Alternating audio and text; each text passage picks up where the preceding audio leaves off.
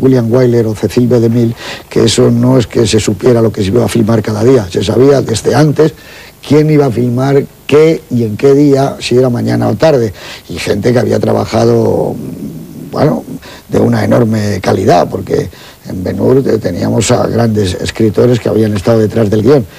Pero hoy queda como una especie de objeto muy curioso ver esta película. Por un lado, una manera de cine que ya no se va a hacer. Por otro lado, un tipo de superproducción donde un hombre hacía una película cada año y medio, en vez de haber montado un estudio, como lo tenía en Madrid, él trabajaba en los estudios Chamartín, que luego fueron los estudios Bronston, hoy Buñuel, pero trabajaba en Las Matas en unos estudios que eran mucho más grandes que el backlog de la Fox o de la Warner juntos, para hacer una película cada año y medio.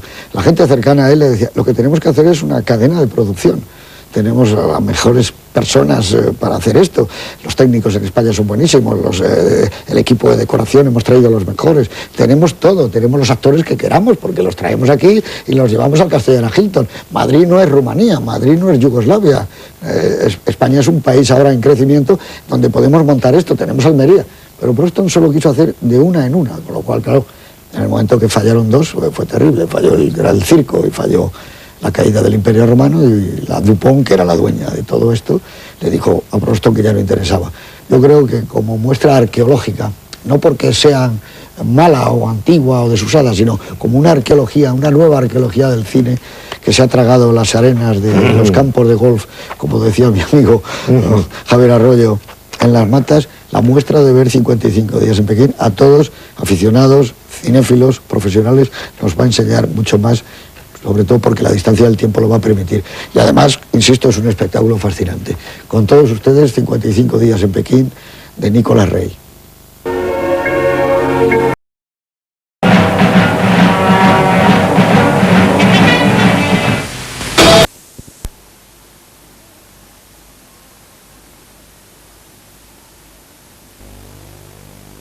No me quites el río. Bueno, entonces a la fuera de lo más calórico, es el único de todos nosotros que, por lo visto, tiene una fidelidad al paisaje.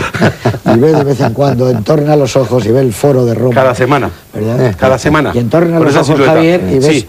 el foro romano. Y veo Roma, y veo Pekín. Y ves Pekín. Y veo, bueno, ya me imagino otras cosas. Por lo visto, el estudio que hicieron de cómo era Pekín en 1900 es exacto. Es fantástico. Tú fíjate cuando luego, muchos años después, Bertolucci hace El último emperador, cómo nos recuerda lo que hemos visto ya antes. Y lo que hemos visto es todo falso. Es cierto, es cierto. Y lo que hemos visto es falso, sin embargo, tan acercado a lo que ha sido la realidad, lo que es la realidad de la ciudad prohibida. Fantástico. A mí me decorado. parecen prodigiosos los decorados de esta película. Charlton Heston le recomendaba a Samuel Bronston que aprovechara zonas de la ciudad que no se habían usado para la película y le dale $100.000 a Orson Welles y en estos callejones te hace una película verdad, en un claro, periquete. claro, Una Tenía pena que no lo razón. hiciera. Sí, sí, Una sí. pena que no lo hiciera. La verdad es que Y más directores, fíjate tú, Claro. oye, que quiero hacer una película de 1900, ¿os interesa Shanghái? Vamos a cambiarla. Claro, ¿Os interesa un mundo claro, oriental o Singapur? Sí, sí, Cualquier sí, cosa. sí, sí. Eso sí que tiene una novela, ¿eh? El mundo de Samuel Bronston. Bueno, Lo que creo ahí. Sabes que hay una novela sobre el rodaje del mundo del circo, Fabuloso Mundo del Circo, una novela muy interesante, editada en Tusquets, y ahora no me acuerdo del autor ni del título de la novela, pero es una novela muy interesante, sobre los problemas que tuvo John Wayne en el rodaje, la superproducción, quizás de las últimas de Bronston. La penúltima, La yo creo que penúltima, era, ¿no? sí, el Es un fabuloso mundo- hay una mundo novela. del circo. Es un Esa la iba a mundo haber hecho Frank maravilloso. Capra. Esa la iba a haber hecho Frank Capra. Hay exactamente. un libro que nos mostrarán de Jesús García de Dueñas sobre el Imperio Bronston, se titula, que es un libro estupendo. Anda, que no he investigado. Y que hay una investigación detrás muy buena, y verdaderamente es que el personaje es fascinante, ¿no? Porque esos personajes bigger than life, ¿no? Un emigrado de ascendencia rusa, creo Sí. que era, ¿no? Pariente Visionario también. de León Trotsky.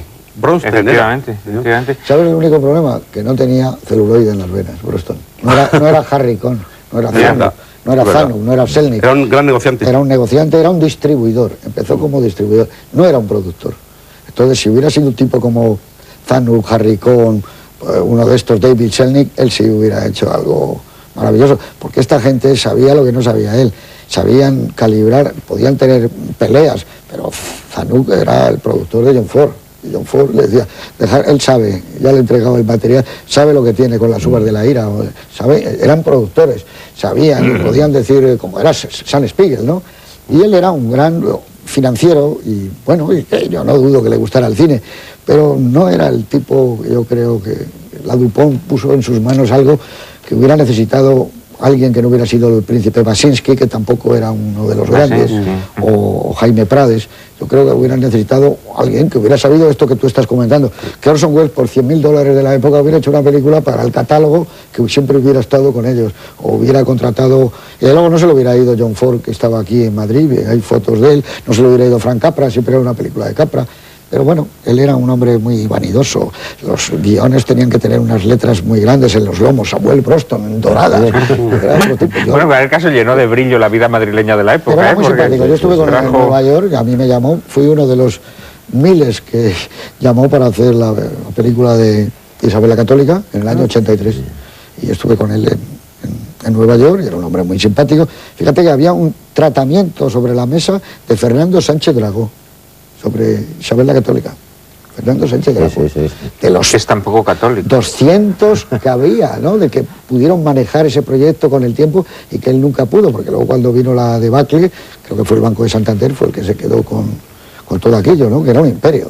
No, es que es un tema realmente apasionante. Por ejemplo, la fascinación que tenían ciertos actores españoles por esta especie de bienvenido Mr. Bronston, porque hemos tenido ocasión ahora pues de ver, por ejemplo, pues, Conchita Montes, y que Conchita Montes realmente no lo hacía por dinero. Conchita Montes en una época en que vivía en Malibú, en la casa que después fue de Sean Connery, estaba con Edgar Reville, era una de las grandes estrellas del teatro español, del cine también, ya estaba en su declive, pero bueno, realmente y la hemos visto en un plano medio y en un plano general, y tiene exactamente dos frases. Un baile de embajada. Un baile de embajada, que por cierto es una de las secuencias más brillantes y estupendas. Eso sí, esa sí que es de Nicolás Rey, se nota muchísimo que es de Nicolás Rey.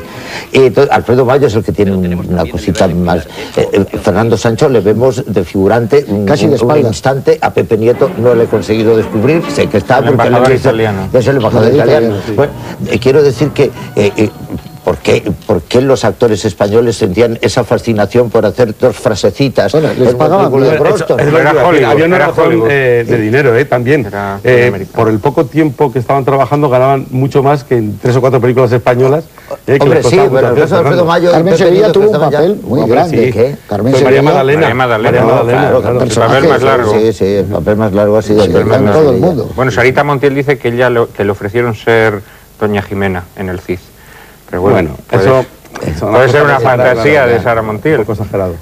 Bueno, quizá porque en esa época estaba casada con el director, con Anthony Mann, ¿no? Sí, pero yo creo que la idea era Sofía Loren. Bueno, que nos estamos saltando... Bueno, lo que quería deciros es que como es en este caso, yo creo que se justifica más, no, porque... ¿Qué ocurría cuando estaba aquel imperio de Bronston, no? Pues es el año de la polémica en Milán de la película Viridiana. Fíjate tú, cuando decía antes... Javier, lo de Buñuel, claro, la posible fascinación ante el personaje Buñuel que sentía Nicolás Rey, que era un tipo en su línea, además, pues, en Hollywood, era una especie de lo que había sido él, ¿no? De outsider. Claro. Es el año que Cortázar publica Rayuela, el año 63, ¿no? Entre muchas cosas, ¿no? James Baldwin, cuando publica su novela Otro País, vuelve a salir Revista de Occidente. No sé, era una época como muy cercana, El Vicario. Se publica El Vicario. La obra de teatro que dirige Piscator, fíjate, debe ser de las últimas cosas que dirigía. Ahora tan de actualidad. Berlanga el verdugo, en esa época, el año 63, es el verdugo de Berlanga, ¿no? Teléfono rojo, un clásico ya de la película de Kubrick, ¿no?